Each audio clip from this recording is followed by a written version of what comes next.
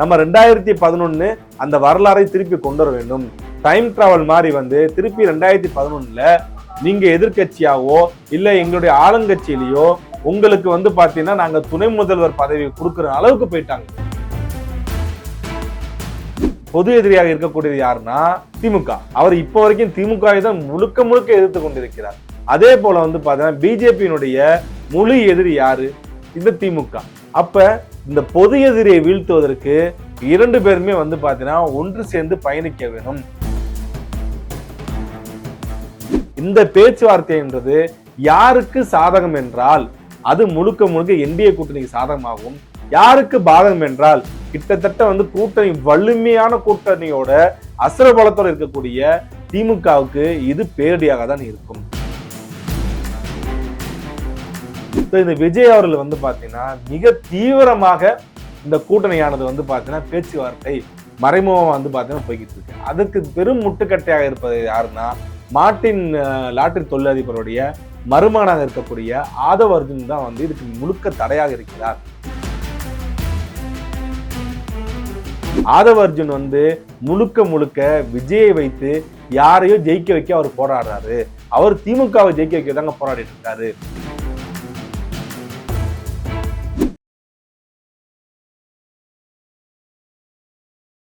தமிழ்நாட்டில் இப்ப நம்ம வாழ்ந்து கொண்டிருக்க காலகட்டம் 2026.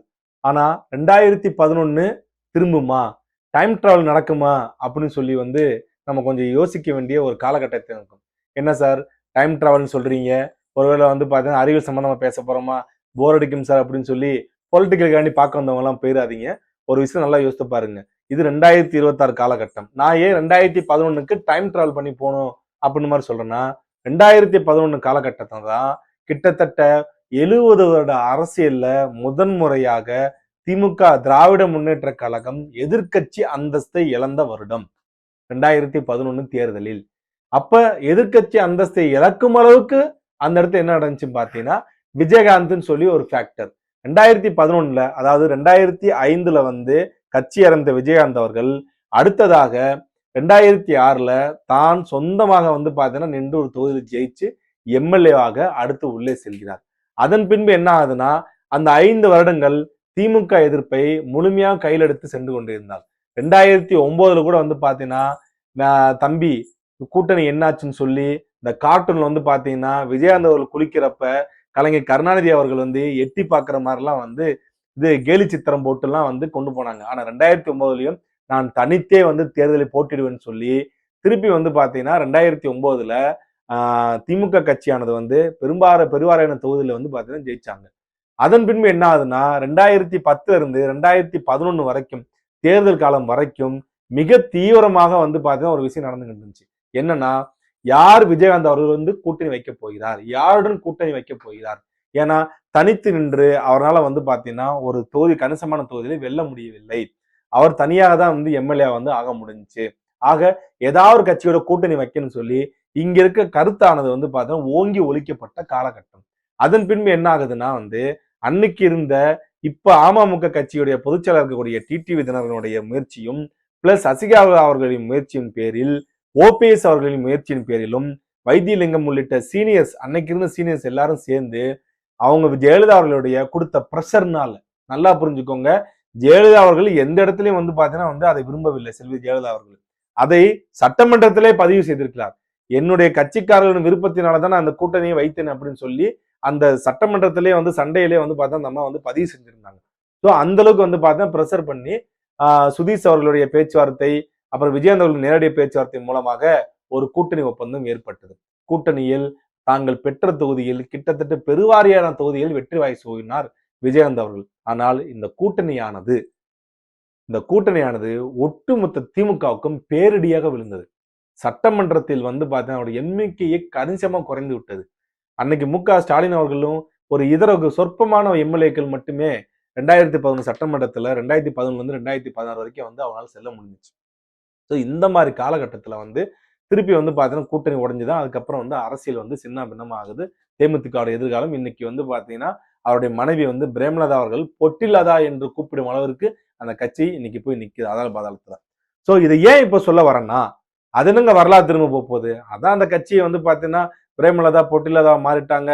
தேமுதிக வந்து பாத்தீங்கன்னா யாரை எதிர்த்து கட்சி ஆரம்பிச்சாரோ, யாருடைய மண்டபத்தை இடிச்சனால் கட்சி ஆரம்பிச்சாரோ, பதிவு பண்ணியிருந்தாரோ அவங்க கட்சியிலே போய் சேர்ந்துட்டாங்களே சார், அதான் எம்பி ஆக போறாப்டி அவர் மைத்துனர் அப்படின்னு சொல்லி நிறைய பேர் பேசிக்கலாம். ஆனா நம்ம பேச போறது விஜயகாந்தனுடைய அரசியல் கிடையாது, விஜயுடைய அரசியல். ரெண்டு பேருமே வந்து பாத்தீங்கன்னா விஜய் விஜய்ன்ற பேர்லயே தான் விஜயகாந்த் சொல்லி மக்கள் சொல்றது. ஆனா சினிமால மேக்சிமம் பாத்தீங்கன்னா விஜய் தான் கூப்பிடுவாங்க, அவரை விஜய் தான் கூப்பிடுவாங்க, விஜயகாந்த் அவர்களை. சோ இந்த விஜய் அவர்கள் வந்து பாத்தீங்கன்னா மிக தீவிரமாக இந்த கூட்டணியானது வந்து பாத்தீங்கன்னா பேச்சுவார்த்தை மறைமுகமா வந்து பாத்தீங்கன்னா போய்கிட்டு இருக்கு. அதுக்கு பெரும் முட்டுக்கட்டையாக இருப்பது யாருன்னா மார்ட்டின் லாட்டரி தொழிலதிபருடைய மருமகனாக இருக்கக்கூடிய ஆதவ் அர்ஜுன் தான் வந்து இதுக்கு முழுக்க தடையாக இருக்கிறார். மீதி உள்ள கட்சி நிர்வாகிகள் கூட வந்து பாத்தீங்கன்னா ஓரளவுக்கு ஓரளவுக்கு வந்து பாத்தீங்கன்னா வந்து வலு கொடுக்க ஆரம்பிச்சு விட்டார்கள். ஆனா மத்தவங்க எல்லாருமே வந்து இருக்கிறப்ப ஆதவ அர்ஜுன் மட்டும் தடுத்து கொண்டு வருகிறான்னு சொல்றாங்க. ஏன் வந்து இந்த கூட்டணி காலத்தின் கட்டாயமாக அதிமுக தொண்டர்களும் பாஜகனுடைய தொண்டர்களும் இதை முழுக்க முழுக்க என்டிஏ கூட்டணியாக தான் வந்து கூட்டு கொண்டிருக்கிறாங்க. அதிமுக கூட்டணி என்டிஏ பிஜேபி வந்து பார்த்தா நேரடியாக பேச்சுவார்த்தை நடத்தி கொண்டிருக்கு. நேரடியாக இல்ல, நேரடியாக யார் மூலமாக? பவன் கல்யாண் மூலமாக வந்து பார்த்தீங்கன்னா பேச்சுவார்த்தை போய்கிட்டு இருக்கு.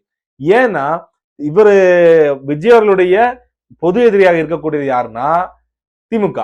அவர் இப்ப வரைக்கும் திமுகவை தான் முழுக்க முழுக்க எதிர்த்து கொண்டிருக்கிறார். அதே போல வந்து பாத்தீங்கன்னா பிஜேபியினுடைய முழு எதிரி யாரு? இந்த திமுக. அப்ப இந்த பொது எதிரியை வீழ்த்துவதற்கு இரண்டு பேருமே வந்து பாத்தீங்கன்னா ஒன்று சேர்ந்து பயணிக்க வேணும். நம்ம 2011 அந்த வரலாறை திருப்பி கொண்டு வர வேண்டும். டைம் டிராவல் மாதிரி வந்து திருப்பி 2011 நீங்க எதிர்கட்சியாவோ இல்ல எங்களுடைய ஆளுங்கட்சியிலேயோ உங்களுக்கு வந்து பாத்தீங்கன்னா நாங்க துணை முதல்வர் பதவி கொடுக்குற அளவுக்கு போயிட்டாங்க. துணை முதல்வர் பதவியே வந்து நாங்க விட்டு கொடுக்கிறோம். இல்லைன்னா வந்து வெற்றி பெற்ற பின்பு எத்தனை எம்எல்ஏக்கள் வராங்களோ அத்தனை எம்எல்ஏக்கள் வந்து உங்க கட்சி சார்பாக நிக்கிறவர்கள் ஜெயிச்சாருங்கன்னா நீங்களே வந்து பாத்தீங்கன்னா முதலமைச்சராக இருக்கக்கூடிய வாய்ப்பு கூட இருக்குன்னு சொல்லி அந்த அளவுக்கு வந்து பாத்தீங்கன்னா விஜயுடன் தீவிரமான ஒரு பேச்சுவார்த்தை போய்கொண்டிருக்கிறது. இந்த பேச்சுவார்த்தை என்றது யாருக்கு சாதகம் என்றால் அது முழுக்க முழுக்க என்டிஏ கூட்டணிக்கு சாதகமாகும். யாருக்கு பாதகம் என்றால் கிட்டத்தட்ட வந்து கூட்டணி வலிமையான கூட்டணியோட அசுரபலத்தோடு இருக்கக்கூடிய திமுகவுக்கு இது பேரடியாக தான் இருக்கும். இந்த பேச்சுவார்த்தையானது கிட்டத்தட்ட 60% முடிவடைந்து விட்டுச்சுங்க. இன்னும் வந்து தொகுதிகள் தான். அந்த தொகுதிகள்லாம் பேசிட்டாங்கன்னா முடிஞ்சிருச்சு. விஜய் அவர்கள் கேட்கின்ற தொகுதி வந்து ரொம்ப வந்து பாத்தீங்கன்னா அதிகமா இருக்கிறதுனாலதான் என்டிஏ கூட்டணி வந்து யோசித்துக்கிட்டு இருக்கு. டெல்லியும் யோசித்துட்டு இருக்காங்க. அந்த தொகுதி மட்டும் வந்து பாத்தீங்கன்னா அவர் கொஞ்சம் குறைத்து கொண்டு கேட்டிருந்தாங்கன்னா கண்டிப்பா வந்து இந்த கூட்டணி முடிஞ்சிடும். ரெண்டாவது ஆதவ அர்ஜுன் வந்து முழுக்க முழுக்க விஜயை வைத்து யாரையோ ஜெயிக்க வைக்க அவர் போராடுறாரு.